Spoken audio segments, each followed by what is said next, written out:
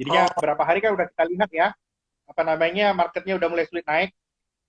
Jadinya saya lihat orang baru akan mengapresiasi contohnya PE sektor komoditas yang masih banyak di bawah 5 kali, terus juga mengapresiasi recovery ekonomi, mengapresiasi rupiah yang stabil, itu baru bisa diapresiasi lagi setelah Lebaran. Itu ya kita lihat. Itu yang saya lihat. Jadi kalau rekan-rekan yang punya dana apa namanya dana nganggur, kalau belum masih punya posisi cash, masuk lagi ke market setelah Lebaran. Itu kira-kira saran saya. Moodnya mood liburan. Pak, jangan pernah melawan market. Jangan pernah mau rajin sendiri, nggak boleh. Di market itu nggak boleh rajin sendiri. Nanti di bawah rajin sendiri, nanti kita kalah sama yang males. Males sendiri nggak boleh, rajin sendiri nggak boleh. Kita mesti tahu moodnya. Dan belakangan mood market sekarang emang lagi, ya udah naik, udah all time high. Nikmati dulu dong cuannya. Itu saya nah, sarankan mungkin ya sampai ambil cuan, selesai Lebaran. angkut portonya gimana nih berarti nih? Angkut, angkut, secure your cuan. Secure your cuan, take profit, never fail. Itu yang kita lihat. Take profit, never bet teman-teman. Yang masih ada profitnya bisa diambil. Yang kasihan profitnya udah diambil duluan Pak, tapi belum di take profit ya. Jadi floating profit udah jadi floating loss. Nah, nggak apa-apa. Itu juga kalau ini saya selalu ingat itu yang ngajarin saya trading dulu. Filosofinya adalah di market itu jangan pernah baperan. Hmm, Kalau gampang baperan, nggak usah di market kalau gampang baperan. Berat ntar. Bisa sakitnya tuh bisa kayak gitu. aduh, Baperan. Hak jadinya, ya nggak boleh baperan. Karena di market ini selalu ada kapal selanjutnya. selalu ada kapal selanjutnya. Jangan baperan ya. Oke, yang Jangan baperan. buat Jangan pernah jatuh cinta sama satu saham. Nggak boleh sama sekali itu. oke. Seru banget nih sama Pak Fahrul. Pak Iya. Fahrul kasih tahu kita dong view-nya untuk sektor-sektor di IHSG nih terkait dengan isu inflasi ini, mana yang kira-kira punya potensi upside, masih potensi untuk naik cukup lumayan, mana yang kayaknya akan terdampak banget sama inflasi kayak gitu Pak. Oh iya, kalau kita lihat inflasi sih ini ya. Kalau ceritanya itu early inflation, yang naik paling kencang itu story-nya itu komoditas. Lalu Oke. komoditas, commodity related. Tahun ini ya, apa yang terjadi sama CPO sekarang, itu mirip sama apa yang terjadi sama call beberapa bulan lalu. Ingat nggak? Pada waktu itu kita kekurangan batu bara untuk PLN, isunya sebenarnya mirip kayak sekarang apa yang jadi sama call. Itu orang pada bilang, call turun dong sahamnya, kan katanya di-scrutinize sama policy macam-macam kayak gitu kan nggak bisa jualan. Saya lihat itu mikirnya jangan kayak gitu kita sebagai pemain saham. Pemain saham itu mikirnya adalah dengan policy yang makin diatur seperti ini, apakah power dari pemain yang ada di market ini makin naik? Kenyataannya kan kayak gitu. Power yang ada di market ini makin naik, gara-gara banyak regulasi, susah nambah supply batu bara yang baru, makanya harganya itu makin naik. Itu yang lagi kejadian sekarang itu di call sudah kejadian, dan lagi kejadian di CPO sekarang. Yang saya lihat sekarang adalah mungkin dalam beberapa hari ke depan gara-gara ada keluar policy ini harga saham CPO itu turun. Tapi apakah turunnya saham CPO ini akan menghilangkan prospek dari CPO itu sendiri? Saya kira enggak.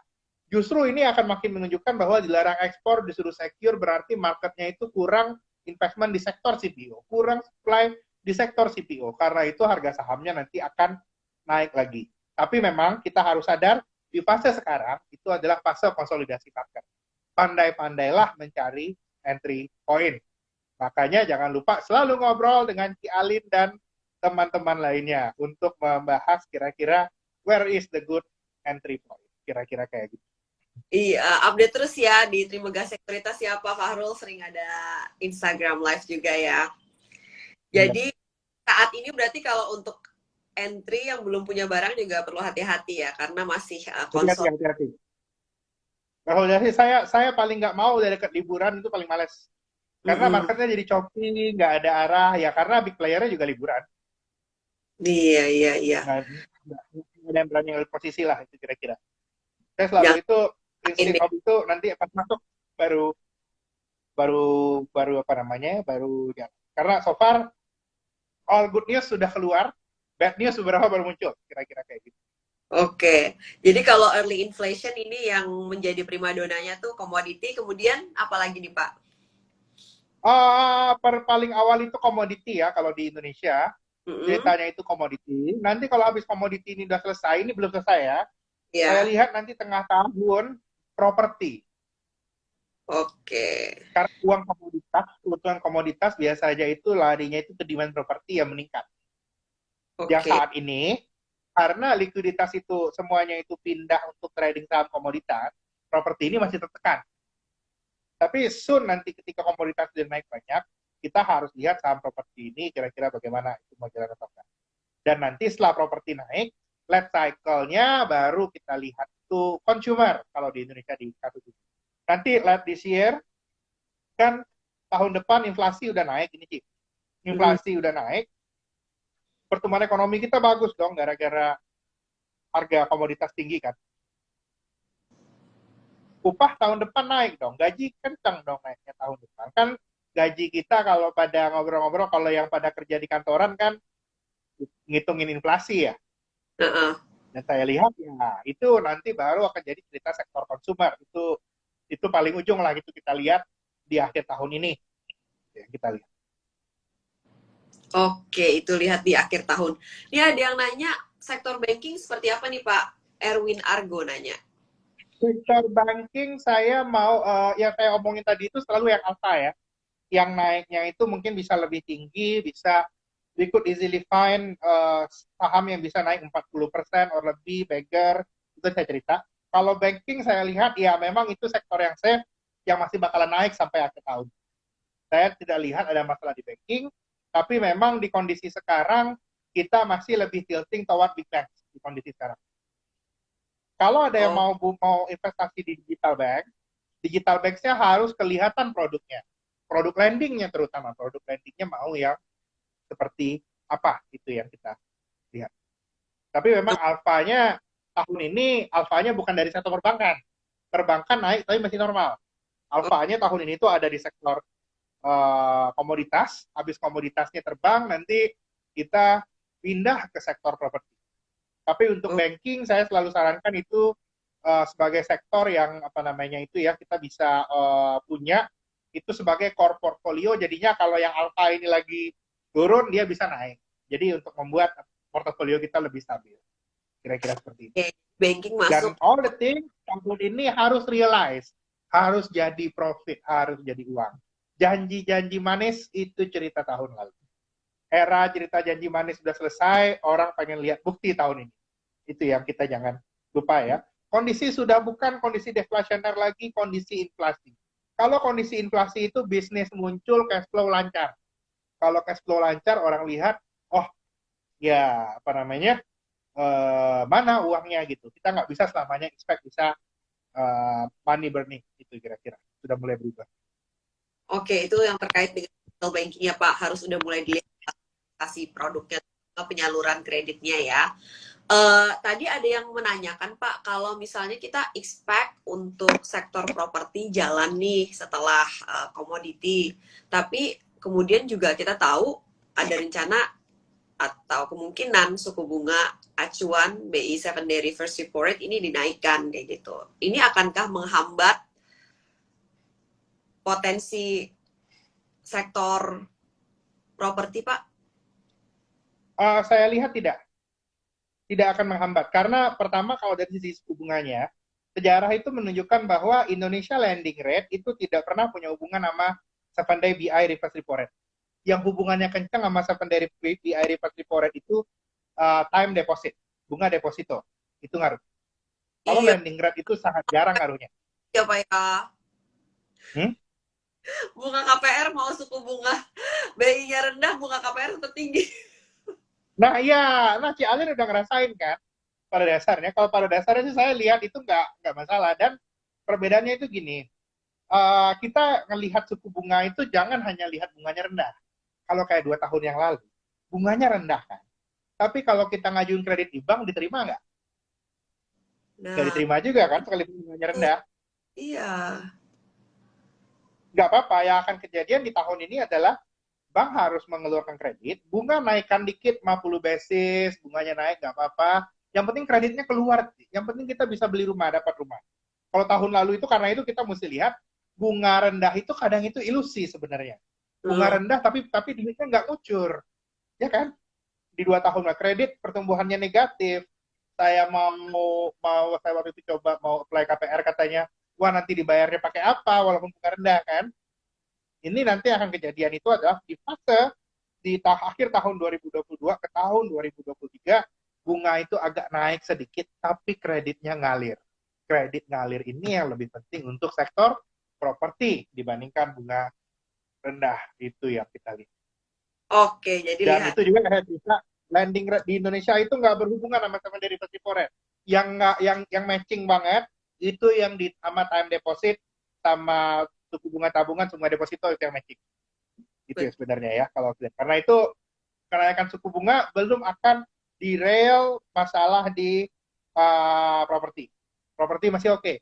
Properti baru akan jelek nanti ya. Ini saya historis saya lihat itu ya. Kita udah mulai hati-hati di properti kalau kebijakan makro prudensial dari Bank Indonesia sudah diketatkan. Dan statement dari Bank Indonesia bilang bahwa ya kita nggak mau ngetatin makro prudensial. Ya silahkan mau punya rumah kedua, rumah ketiga kan dipermudah sekarang. Iya. ADP juga loan to value juga tidak diharuskan kan? Untuk harus apa namanya itu loan DP minimal 30% kan nggak harus. DP sekarang mungkin kalau bank mau 5 to 10% kan juga bisa sekarang. Oke. Nah, kalau yang soal komoditas kita melihat harganya emang udah rally gila-gilaan, tapi ini it's not over yet ya berarti Pak Fahrul? Not over yet itu yang kejadian. Selama policy di seluruh dunia, kita harus lihat policy maker juga ya, policy maker di seluruh dunia belum mengeluarkan policy yang untuk menggenjot investasi di sektor komoditas, penanaman sawit baru, digenjot kan enggak pada kenyataannya.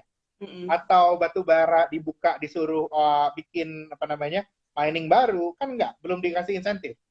Saya lihat itu belum akan selesai kalau insentif seperti itu belum keluar. Karena usaha-usaha yang ada dilakukan saat ini itu sebagian besar hanya merupakan usaha-usaha jangka pendek. Usaha-usaha jangka pendek yang tidak yang belum bisa men-solve masalah supply yang terjadi di komoditas. Jadinya kondisinya sekarang siapapun yang udah ada di bisnis komoditas ini, sektornya makin direcokin, susah masuk pemain baru, yang udah ada, yang udah besar akan cuannya makin tinggi. Itu fase yang lagi terjadi di komoditas. Dan apa yang terjadi, policy yang diambil pemerintah di seluruh dunia, nggak Indonesia aja ya, di sektor komoditas di mana-mana justru saat ini itu memprolong siklus komoditi boom yang ada. Jadinya jangan di underestimate kenaikan komoditas ini di kondisi saat ini. Waduh, ini ada yang nanya spill emiten. Pak Fahrul mau sebutin kode emitennya? Sektor komo pada dasarnya kalau di trim kita belakangan itu lagi senang ini ya commodity related. Paling safe itu mungkin kita we like DOIT.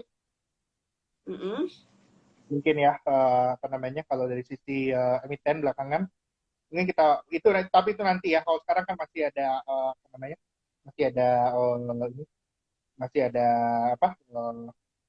apa problem lah di situsnya mungkin ya. Terus mungkin selain komoditas itu apa namanya kita mungkin cerita itu kalau track our report itu ya klien-klien kita juga lihat itu mungkin play itu yang akan ada announcement date buat MSCI. Kita lihat itu ada beberapa ini ya di report equity strategi kita lihat itu ada 5 saham yang kira-kira itu bisa yang sudah masuk kriteria untuk masuk MSCI. Yaitu? Itu BMS, Pegas, PTBA, Mika sama Excel. Itu yang kira-kira ya. Yang pertama apa Pak? Saya baru nyatat 4 nih. Pegas, BRMS, Pegas, BRMS, Pegas, PTBA, Mika sama Excel. Oh BRMS, oke. Ini ya. Ini sudah masuk ini kita lihat kriterianya sudah masuk kriteria MSCI. Cuman keputusan MSCI-nya gimana, mari kita lihat. Cuma kalau kita lihat kriteria, kita lihat likuiditas, market cap, dan lain-lain udah masuk. Nanti kita lihat itu gimana. Mudah-mudahan nasibnya baik ya. Tapi yang mana kita nggak tahu ya. Ya nggak tahu. Ini kita kasih lihat, ini udah masuk ini kriterianya, kita mesti paham. Oke, kayak gitu. Oke, oke. Semoga nanti kita lihat ya seperti apa. Yang mana yang beneran. Hai, ada Civivi. Lanjut, Pak. Ini banyak yang nanya saham sektor konstruksi. Kenapa, Cia? Kenapa pada nanya sektor Nah, konstruksi? Apakah konstruksi berbarengan dengan properti, Pak, jalannya? kayaknya kalau konstruksi saya lihat agak beda ya kondisi yang sekarang. Mm-mm. Eh, konstruksi itu kalau kita lihat cycle ekonomi, konstruksi itu akan sangat gampang booming itu konstruksi itu selalu cerita likuiditas berlebih, Ci. Oke. Likuiditas berlebih, ekonomi mandek, pemerintah menggenjot infrastruktur untuk menumbuhkan ekonomi, kan itu yang kejadian. Mm. Kenapa waktu itu properti itu bisa booming 2014 sampai 2017 gara-gara trennya waktu itu globalnya deflasi, likuiditasnya banyak. Karena Iya. itu mungkin lokal-lokal player kita bisa ngeluarin bond, akhirnya proyeknya jalan kencang. Sekarang begitu inflasi ini balik, saya lihat kondisinya sudah agak berbeda. Karena Oke. itu at current situation, sebelum tahun depan APBN 2023 detailnya keluar, proyek ibu kota negara mau gimana, saya lihat mungkin apa namanya ya overhang di sektor konstruksi belum akan selesai. Kita masih harus menunggu. Saya belum lihat significant upside di sana, gitu kira-kira. Oke. Ada beberapa pertanyaan dari Sobat Cuan, kita akan jawab sama-sama. Apakah trade surplus Indonesia akan berakhir ketika komoditi boom usai? Tergantung policy apa dan kondisi apa yang udah yang kita ambil. Ini ada perbedaan antara komoditi boom sekarang sama komoditi boom 10 tahun lagi, 10 tahun lalu. Mm-mm. Komoditi boom 10 tahun lalu itu belum disertai dengan pendalaman pasar keuangan, belum belum bareng dengan pendalaman keuangan. BPJS kita belum besar at the time. Sektor asuransi, investasi dan lain-lain itu belum tumbuh. Yang terjadi itu adalah waktu periode 2010-2011, begitu kita dapat cuan komoditas, uangnya nggak lari ke investasi, uangnya langsung belanja. Karena itu setelah komoditasnya itu tinggi, orang Indonesia pada kaya, belanja, akhirnya defisit deh. Itu kan yang kejadian 2012, 2013, rupiah turun, dan lain-lain. Perbedaannya sekarang itu adalah kita menghadapi komoditi boom dengan sektor keuangan yang lebih mapan, jadinya yang dapat cuan dari komoditas masih punya banyak pilihan. Pilihannya apa? Bisa pilih beli obligasi negara, beli obligasi korporasi, masuk saham, dan lain-lainnya. Karena itu saya lihat di sini, apakah nanti ketika harga komoditi boom, trade surplus Indonesia turun? Iya. Setelah komoditi boom ini selesai, trade surplus Indonesia akan turun. Tapi menurut saya, dengan kondisi yang kita punya sekarang, dengan reformasi struktural yang udah ada, orang Indonesia nggak royal lagi untuk belanja, tapi senangnya investasi, dampaknya ke surplus kita itu belum akan jadi defisit. Beda loh, Ci. Zaman dulu ini ya, orang tua kita ngomong investasi apa mobil. Mobil itu investasi saya. Saya masih ingat itu angkatan orang tua kita banyak bilang kayak gitu karena dia ngerasa oh dengan mobil itu banyak bisa dilakukan. Investasi mobil itu naikin impor, neraca berjalan kita jebol. Beda dengan kalau investasinya investasi saham, investasi obligasi dan lain-lainnya. Dan karena itu saya lihat ini bukan sebuah concern yang terlalu besar ya untuk trade sebenarnya. Kita sudah berhasil melakukan reform dalam 5-10 tahun terakhir. Nah, tuh yang investasinya tas mewah dan jam tangan mewah. Oh Oke. iya, investasi tentang uang bagus sih. Tapi itu ningkatin impor, itu ngejebolin neraca negara. Jangan lupa rekan-rekan. Jangan lupa investasi aja. Ini ada yang khawatir soal nilai tukar rupiah. Tadi sempat kita bahas sedikit. Ini seperti apa nih Pak, pandangan dari Pak Fahrul? Ada yang bertanya saat ini indeks Saya dolar lihat, ke level 100. Apakah IDR, sooner or later, akan ke 16.000 lagi? saya lihat gejolak di rupiah mungkin bisa kejadian, ini normal lah. Kan gara-gara ada ekspektasi interest rate naik. Tapi sampai ke 16.000 tidak. Saya lihatnya mungkin kalau rupiah sampai ke 14.500, that's time to sell your dollar.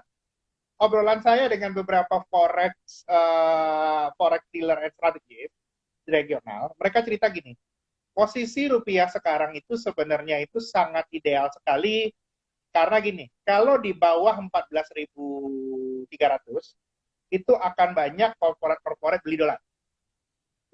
Tapi di atas 14.400 perusahaan-perusahaan batu bara dan fund manager yang mau masuk Indonesia akan beli rupiah. Jadinya sebenarnya ada sebuah kestabilan baru ini. Gara-gara kita negaranya lagi surplus. Karena itu saya tidak begitu takut sama rupiah. Saya baru akan takut sama rupiah di tahun depan. Tahun ini insya Allah shield di rupiah kita masih sangat bagus karena fase perbaikan karena account kita dan tingginya harga komoditas itu sangat menolong. Jadinya expect 14.500 mungkin. 16.000 saya rasa kayaknya nggak kesampaian. Oke. Kita akan bahas ini.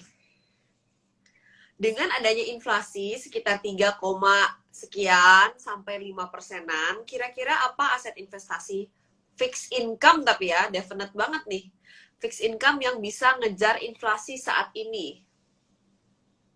Cari corporate bond. Karena itu saya bilang itu saya suka dua aset kelas, equity sama corporate bond. Cari corporate bond, nanti bisa hubungin Trimegah ya. Karena kita memang banyak membawa corporate bond juga offering. Kita ngomongin corporate bond itu biasanya itu masih bisa nyari yang nawarin 7% ke atas. Jadinya kalau 3-5% inflasi naik, kita masih bisa dapat kupon yang bagus. Kira-kira seperti itu. Oke, ada yang nanya seperti ini Pak, komoditas untuk invest 2-3 tahun gimana pendapatnya Pak Fahrul nih? Saya lihat kita kalau namanya komoditas, itu every quarter harus review. Karena itu sangat volatile dan tergantung dengan polisi-polisi global. Saya rasa 2-3 tahun bisa-bisa aja, tapi tiap kuartal harus kita review. Karena siklusnya itu bisa jadi lebih panjang, bisa lagi jadi lebih pendek. Dan saat ini, fase dari komoditas itu adalah bukan fase downward revision, tapi fase upward revision. Karena policy-policy yang dilakukan oleh pemerintah seluruh dunia itu berusaha untuk hanya menstabilkan harga, belum sampai pada solusi untuk menaikkan supply-nya, makanya bisnis komoditas ini harganya masih akan naik dan itu masih akan upside di sahamnya masih akan besar.